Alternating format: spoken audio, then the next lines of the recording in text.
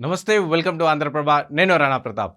తొమ్మిదోసారి సీఎంగా నితీష్ కుమార్ ప్రమాణ స్వీకారం చేసేశారు. సో నితీష్‌తో పాటు 8 మంది మంత్రులుగా కూడా ప్రమాణ స్వీకారం చేశారు. అందులో చూసుకుంటే జేడీయూకి సంబంధించి ముగ్గురు మంత్రులు అండ్ బీజేపీ నుంచి ముగ్గురు అండ్ హెచ్ఏఎం నుంచి ఇద్దరు అండ్ ఒక ఎమ్మెల్యే ఇండిపెండెంట్ అభ్యర్థిగా కూడా ప్రమాణ స్వీకారం చేశారు. సో ఈ నేపథ్యంలో బీజేపీకి సంబంధించి ఇద్దరు డిప్యూటీ సీఎంలుగా ఉండబోతున్నారు. సో ఇదంతా చూసుకుంటే ఇటు నితీష్ కుమార్ వచ్చేసి తొమ్మిదోసారి ప్రమాణ స్వీకారం చేశారు. అండ్ సో ఇండియా కూటమి ఏర్పాటు చేయడానికి నితీష్ కుమార్ కీలక పాత్ర పోషించినట్టు తెలుస్తుంది. సో ఇండియా కూటమి ఏర్పాటుకై గత సంవత్సరమైన ఇండియా కూటమి ఏర్పాటులో సో నితీష్ కుమార్ది కీలక పాత్ర ఇండియా కూటమిని ఒక స్థాయికి తీసుకొచ్చి అండ్ ఫైనల్లీ మళ్ళీ ఇండియా కూటమిని రిజైన్ చేసేసి మళ్ళీ ఇటు ఎన్డీఏలో జాయిన్ అయిపోయారనమాట. సో దీని పరిణామాలు చూస్తుంటే రీసెంట్గా బీహార్కి సంబంధించిన ఒకటి భారత్ రత్న ఇవ్వడం కానీ అండ్ అయోధ్య కన్స్ట్రక్ట్ చేయడం కానీ సో దీనిపైన మళ్ళీ ఎన్డీఏ పైన ప్రేమ వచ్చి అండ్ ఇటు ఎన్డీఏలో జాయిన్ అయిపోయారు.